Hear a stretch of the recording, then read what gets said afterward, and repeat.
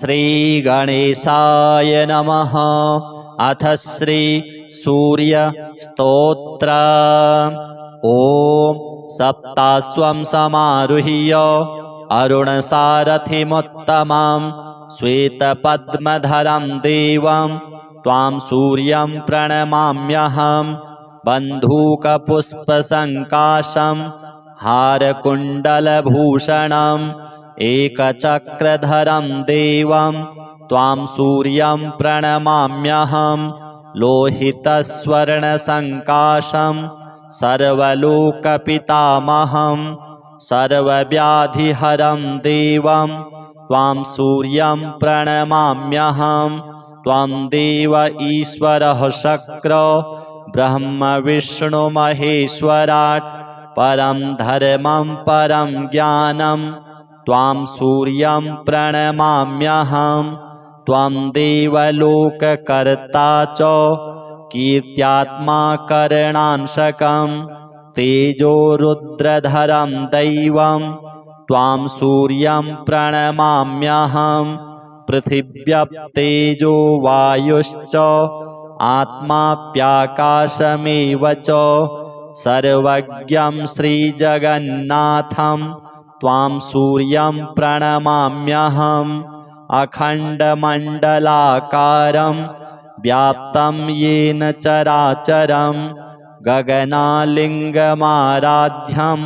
त्वां सूर्यं प्रणमाम्यहं।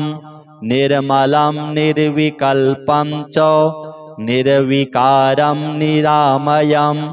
जगत्कर्ता जगद्धर्तास्त्वां सूर्यं प्रणमाम्यहं। सूर्यस्तोत्रं जपे नित्यं ग्रहपीडाविनाशनं धनं धान्यं मनोवाञ्छा श्रियः प्राप्नोति नित्यशः। शिवरात्रिसहस्रेषु कृत्वा जागरणं भवेत् यत्फलं लभते सर्वं तद्वै सूर्यस्य दर्शनात्। एकादशी सहस्राणि सङ्क्रान्त्ययुतमेव च सप्तकोटिषु दर्शेषु तत्फलं सूर्यदर्शनात्। गयापिण्डः परं दाने पितॄणां च समुद्धरं दृष्ट्वा ह्यग्रेश्वरं देवं तत्फलं समवाप्नुयात्। अग्नेश्वरसमोपेतो सोमनाथस्तथैव च कैदारमुदकं पीत्वा पुनर्जन्म न विद्यते। सूर्यस्तोत्रं पठेन्नित्यं एकचित्तः समाहितः दुःखदारिद्र्यनिर्मुक्तः सूर्यलोकं स गच्छति। श्रीसूर्यदेवार्पणमस्तु। ॐ सप्ताश्वं समारुह्य अरुणसारथिमुत्तमं श्वेतपद्मधरं देवं त्वां सूर्यं प्रणमाम्यहं। बन्धूकपुष्पसङ्काशं हारकुण्डलभूषणम् एकचक्रधरं देवं त्वां सूर्यं प्रणमाम्यहं। लोहितस्वर्णसङ्काशं सर्वलोकपितामहं सर्वव्याधिहरं देवं त्वां सूर्यं प्रणमाम्यहं। त्वं देव ईश्वरः शक्रो ब्रह्म विष्णु महेश्वराट् परं धर्मं परं ज्ञानं त्वां सूर्यं प्रणमाम्यहं। त्वं देवलोककर्ता च कीर्त्यात्मा करणांशकं तेजो रुद्रधरं दैवं त्वां सूर्यं प्रणमाम्यहं। पृथिव्यप्तेजो वायुश्च आत्माप्याकाशमेव च सर्वज्ञं श्रीजगन्नाथं त्वां सूर्यं प्रणमाम्यहम्। अखण्डमण्डलाकारं व्याप्तं येन चराचरं गगनालिङ्गमाराध्यं त्वां सूर्यं प्रणमाम्यहम्। निर्मलं निर्विकल्पं च निर्विकारं निरामयं जगत्कर्ता जगद्धर्तास्त्वां सूर्यं प्रणमाम्यहम् सूर्यस्तोत्रं जपे नित्यं ग्रहपीडाविनाशनं धनं धान्यं मनोवाञ्छा श्रियः प्राप्नोति नित्यशः शिवरात्रिसहस्रेषु कृत्वा जागरणं भवेत् यत्फलं लभते सर्वं तद्वै सूर्यस्य दर्शनात् एकादशी सहस्राणि संक्रान्त्ययुतमेव च सप्तकोटिषु दर्शेषु तत्फलं सूर्यदर्शनात् गयापिण्डः परं दाने पितॄणां च समुद्धरं दृष्ट्वा ह्यग्रेश्वरं देवं तत्फलं समवाप्नुयात् अग्नेश्वरसमोपेतो सोमनाथस्तथैव च कैदारमुदकं पीत्वा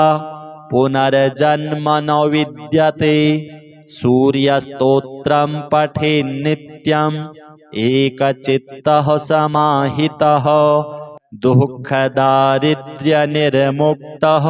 सूर्यलोकं स गच्छति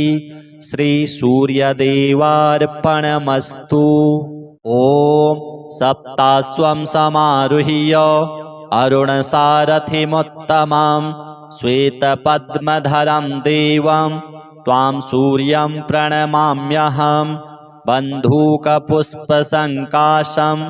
हारकुण्डलभूषणम् एकचक्रधरं देवं त्वां सूर्यं प्रणमाम्यहम् लोहितस्वर्णसङ्काशं सर्वलोकपितामहं सर्वव्याधिहरं देवं त्वां सूर्यं प्रणमाम्यहम् त्वं देव ईश्वरः शक्र ब्रह्म विष्णु महेश्वराट् परं धर्मं परं ज्ञानं त्वां सूर्यं प्रणमाम्यहम् त्वं देवलोककर्ता च कीर्त्यात्मा करणांशकं तेजो रुद्रधरं दैवं त्वां सूर्यं प्रणमाम्यहम् पृथिव्यप्तेजो वायुश्च आत्माप्याकाशमेव च सर्वज्ञं श्रीजगन्नाथं त्वां सूर्यं प्रणमाम्यहम् अखण्डमण्डलाकारं व्याप्तं येन चराचरं गगनालिङ्गमाराध्यं त्वां सूर्यं प्रणमाम्यहम् निर्मलं निर्विकल्पं च निर्विकारं निरामयं जगत्कर्ता जगद्धर्तास्त्वां सूर्यं प्रणमाम्यहम् सूर्यस्तोत्रं जपे नित्यं ग्रहपीडाविनाशनं धनं धान्यं मनोवाञ्छा श्रियः प्राप्नोति नित्यशः शिवरात्रिसहस्रेषु कृत्वा जागरणं भवेत् यत्फलं लभते सर्वं तद्वै सूर्यस्य दर्शनात् एकादशी सहस्राणि संक्रान्त्ययुतमेव च सप्तकोटिषु दर्शेषु तत्फलं सूर्यदर्शनात् गयापिण्डः परं दाने पितॄणां च समुद्धरं दृष्ट्वा ह्यग्रेश्वरं देवं तत्फलं समवाप्नुयात् अग्नेश्वरसमोपेतो सोमनाथस्तथैव च कैदारमुदकं पीत्वा पुनर्जन्म न विद्यते सूर्यस्तोत्रं पठेन्नित्यम् एकचित्तः समाहितः दुःखदारिद्र्यनिर्मुक्तः सूर्यलोकं स गच्छति श्रीसूर्यदेवार्पणमस्तु। ॐ सप्ताश्वं समारुह्य अरुणसारथिमुत्तमं श्वेतपद्मधरं देवं त्वां सूर्यं प्रणमाम्यहं बन्धूकपुष्पसङ्काशं हारकुण्डलभूषणम् एकचक्रधरं देवं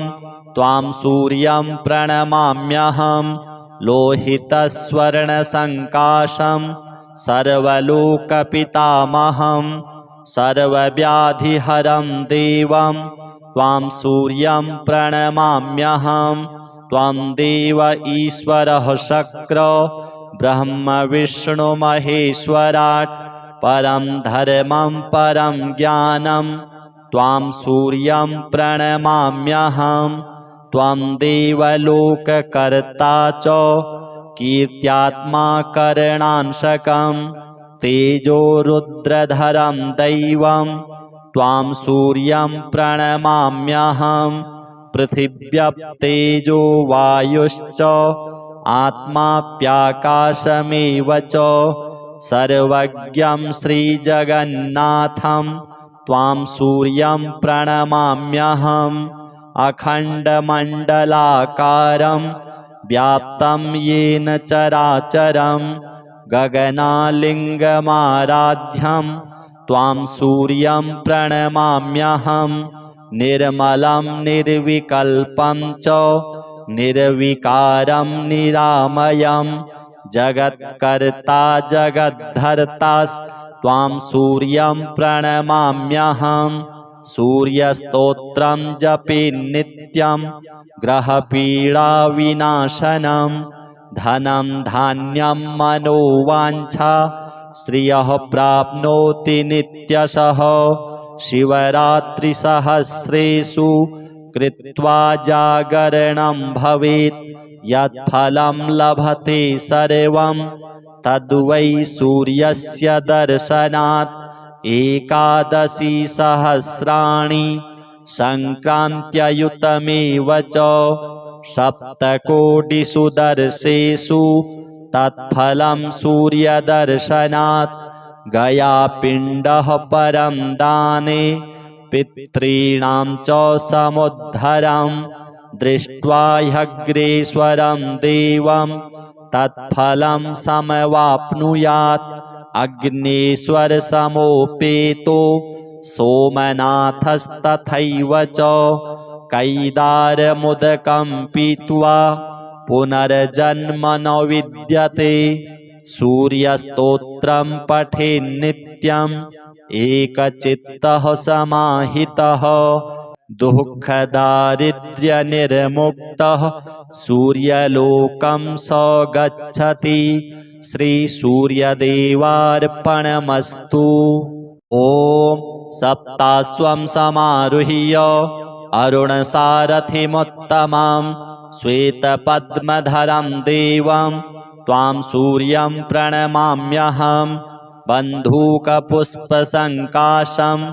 हारकुण्डलभूषणम् एकचक्रधरं देवं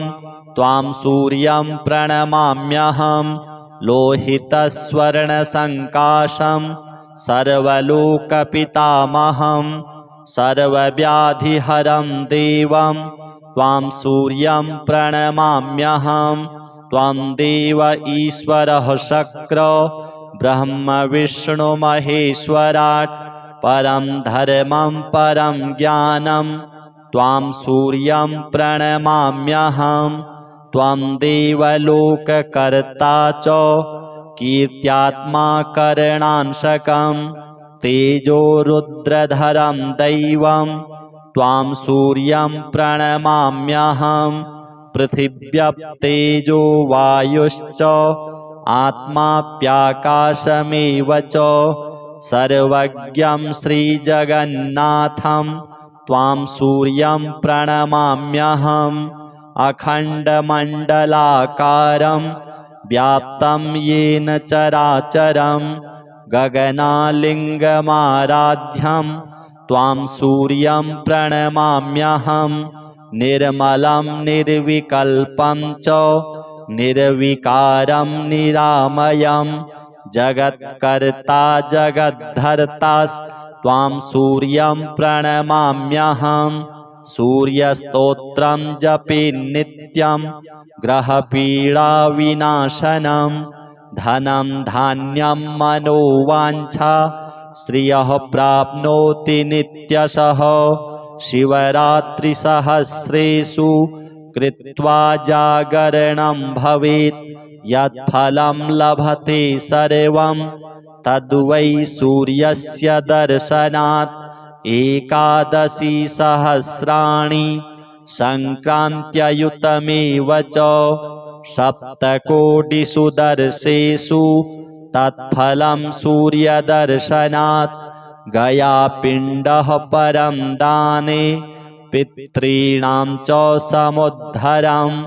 दृष्ट्वा ह्यग्रेश्वरं देवं तत्फलं समवाप्नुयात् अग्नेश्वरसमोपेतो सोमनाथस्तथैव च कैदारमुदकं पीत्वा पुनर्जन्म न विद्यते सूर्यस्तोत्रं पठेन्नित्यम् एकचित्तः समाहितः दुःखदारिद्र्यनिर्मुक्तः सूर्यलोकं स गच्छति श्रीसूर्यदेवार्पणमस्तु। ॐ सप्ताश्वं समारुह्य अरुणसारथिमुत्तमं श्वेतपद्मधरं देवं त्वां सूर्यं प्रणमाम्यहम् बन्धूकपुष्पसङ्काशं हारकुण्डलभूषणम् एकचक्रधरं देवं त्वां सूर्यं प्रणमाम्यहम् लोहितस्वर्णसङ्काशं सर्वलोकपितामहं सर्वव्याधिहरं देवं त्वां सूर्यं प्रणमाम्यहम् त्वं देव ईश्वरः शक्र ब्रह्म विष्णु महेश्वराट् परं धर्मं परं ज्ञानं त्वां सूर्यं प्रणमाम्यहम् त्वं देवलोककर्ता च कीर्त्यात्मा करणांशकं तेजो रुद्रधरं दैवं त्वां सूर्यं प्रणमाम्यहम् पृथिव्यप्तेजो वायुश्च आत्माप्याकाशमेव च सर्वज्ञं श्रीजगन्नाथं त्वां सूर्यं प्रणमाम्यहम्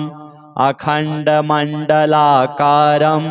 व्याप्तं येन चराचरं गगनालिङ्गमाराध्यं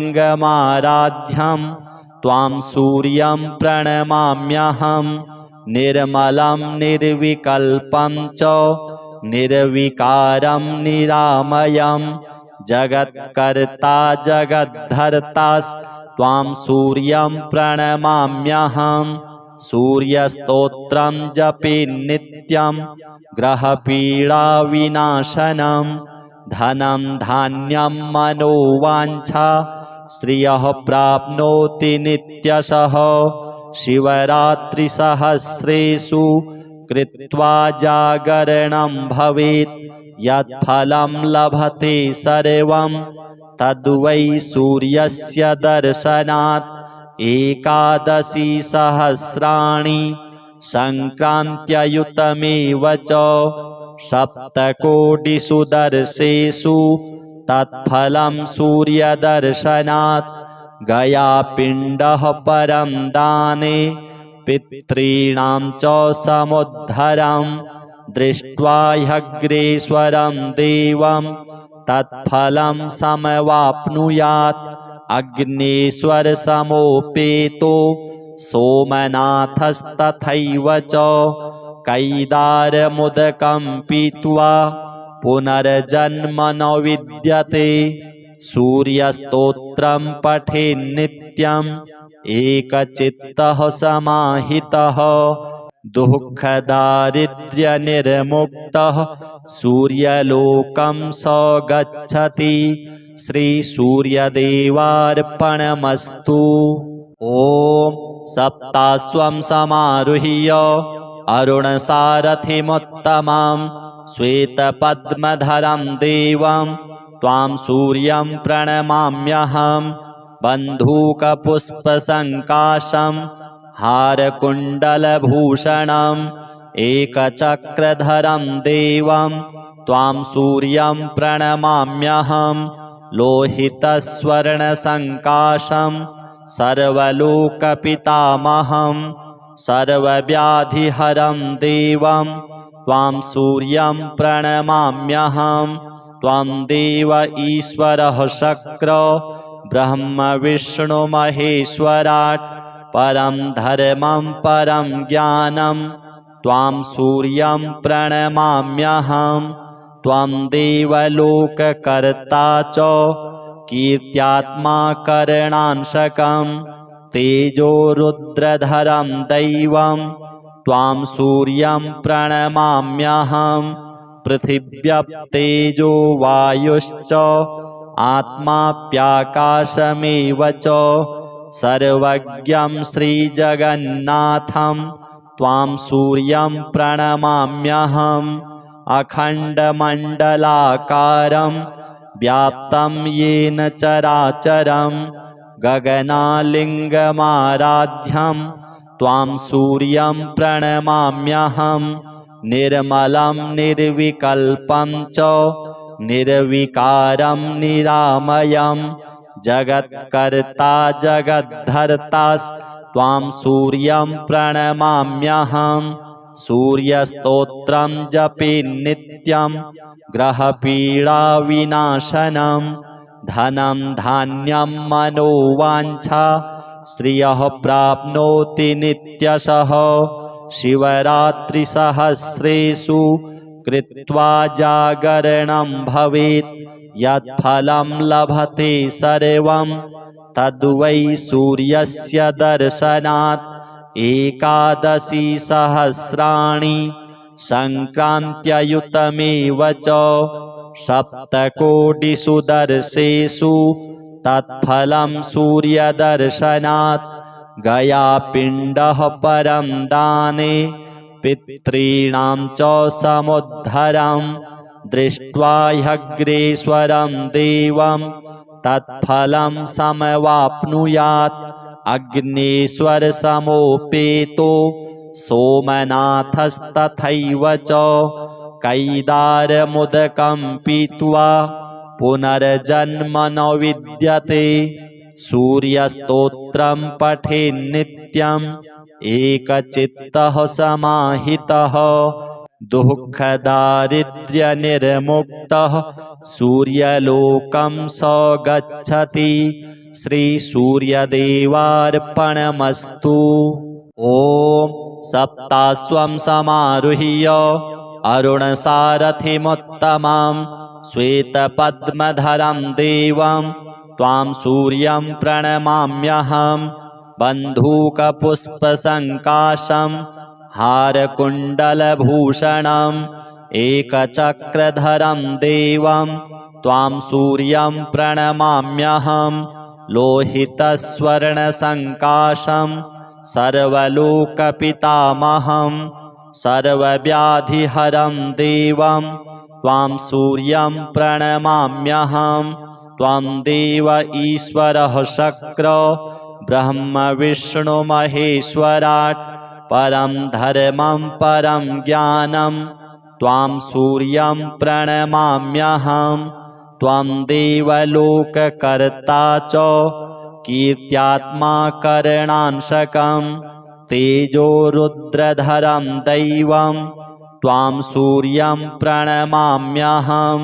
पृथिव्यप्तेजो वायुश्च आत्माप्याकाशमेव च सर्वज्ञं श्रीजगन्नाथं त्वां सूर्यं प्रणमाम्यहम् अखण्डमण्डलाकारं व्याप्तं येन चराचरं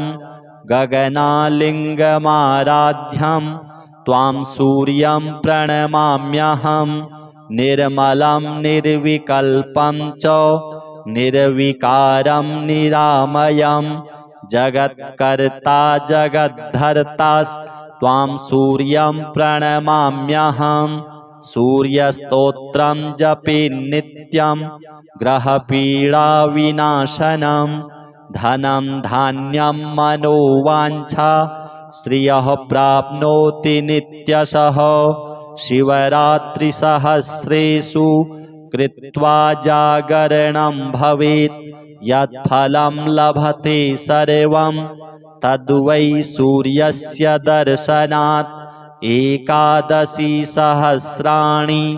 संक्रान्त्ययुतमेव च सप्तकोटिषु दर्शेषु तत्फलं सूर्यदर्शनात् गयापिण्डः परं दाने पितॄणां च समुद्धरं दृष्ट्वा ह्यग्रेश्वरं देवं तत्फलं समवाप्नुयात् अग्नेश्वरसमोपेतो सोमनाथस्तथैव च कैदारमुदकं पीत्वा पुनर्जन्म न विद्यते सूर्यस्तोत्रं पठेन्नित्यम् एकचित्तः समाहितः दुःखदारिद्र्यनिर्मुक्तः सूर्यलोकं स गच्छति श्रीसूर्यदेवार्पणमस्तु। ॐ सप्ताश्वं समारुह्य अरुणसारथिमुत्तमं श्वेतपद्मधरं देवं त्वां सूर्यं प्रणमाम्यहं बन्धूकपुष्पसङ्काशं हारकुण्डलभूषणम् एकचक्रधरं देवं त्वां सूर्यं प्रणमाम्यहं लोहितस्वर्णसङ्काशं सर्वलोकपितामहं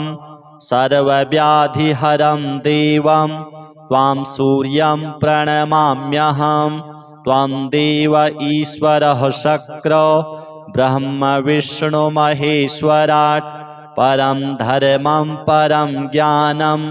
त्वां सूर्यं प्रणमाम्यहं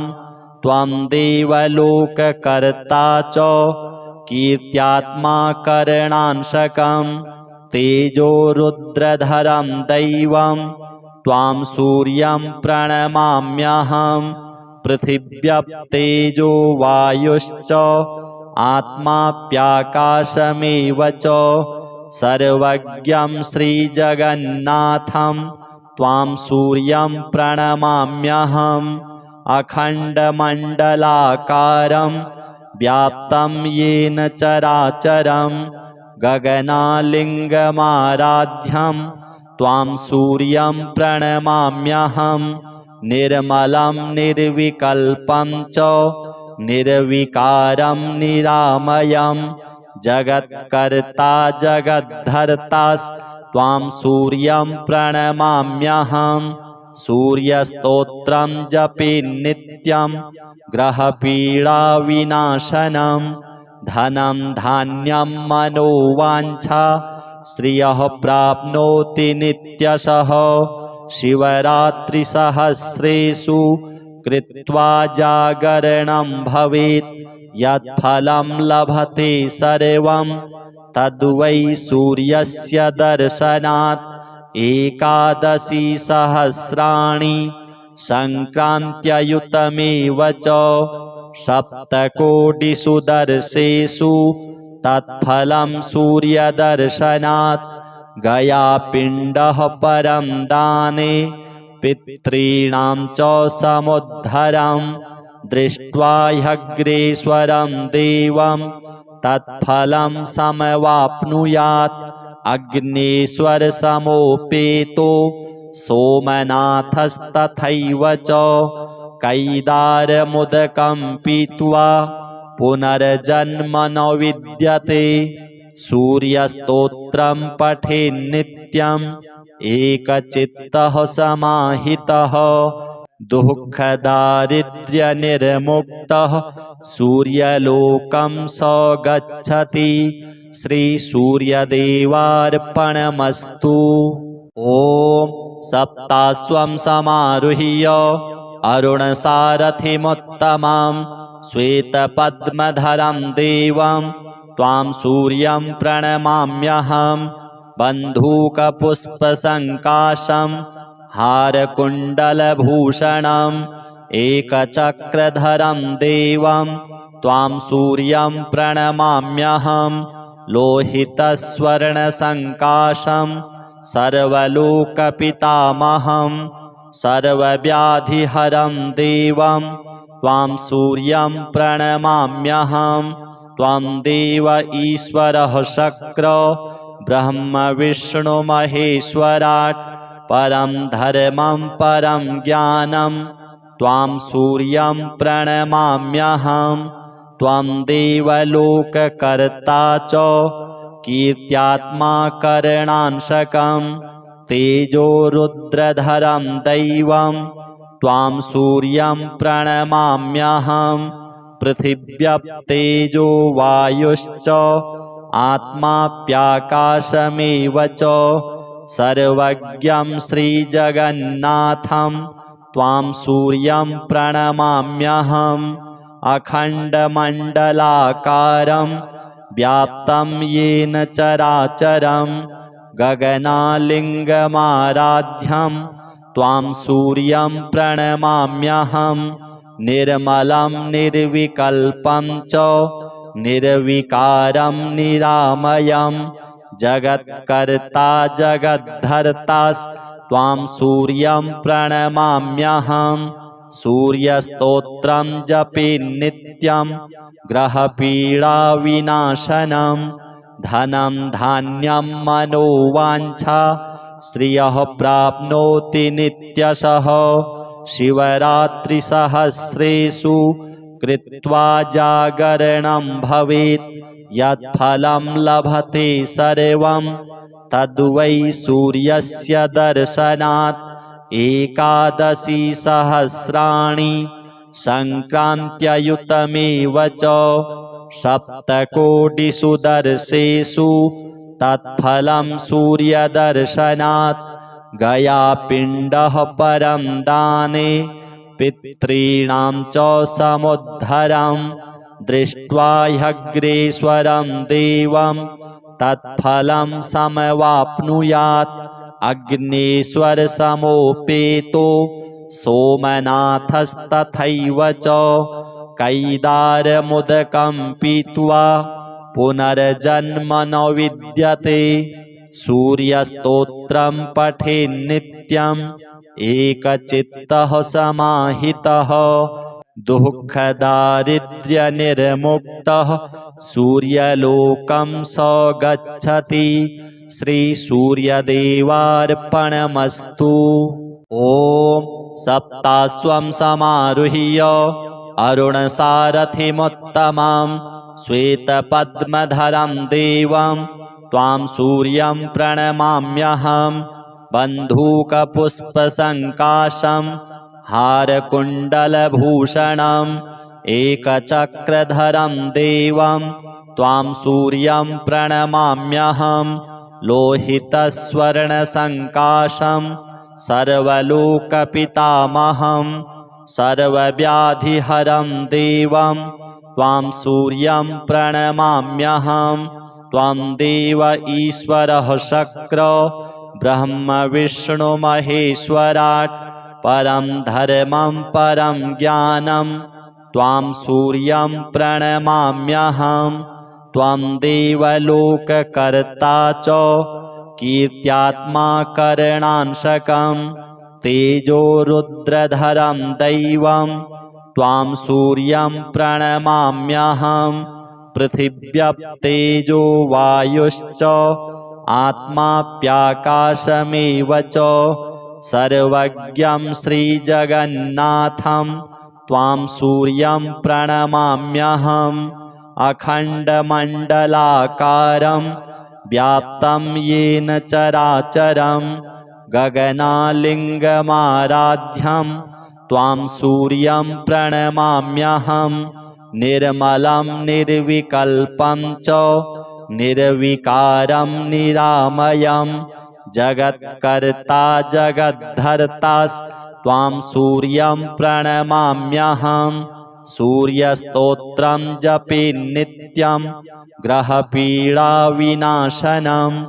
धनं धान्यं मनोवाञ्छा श्रियः प्राप्नोति नित्यशः शिवरात्रिसहस्रेषु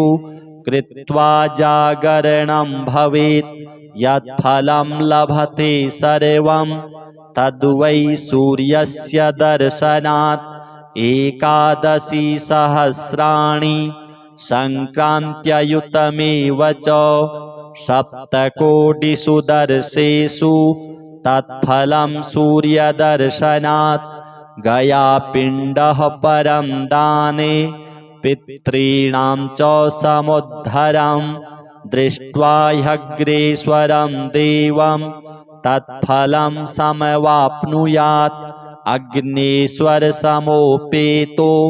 सोमनाथस्तथैव च कैदारमुदकं पीत्वा पुनर्जन्म न विद्यते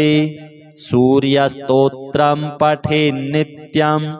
एकचित्तः समाहितः दुःखदारिद्र्यनिर्मुक्तः सूर्यलोकं स गच्छति।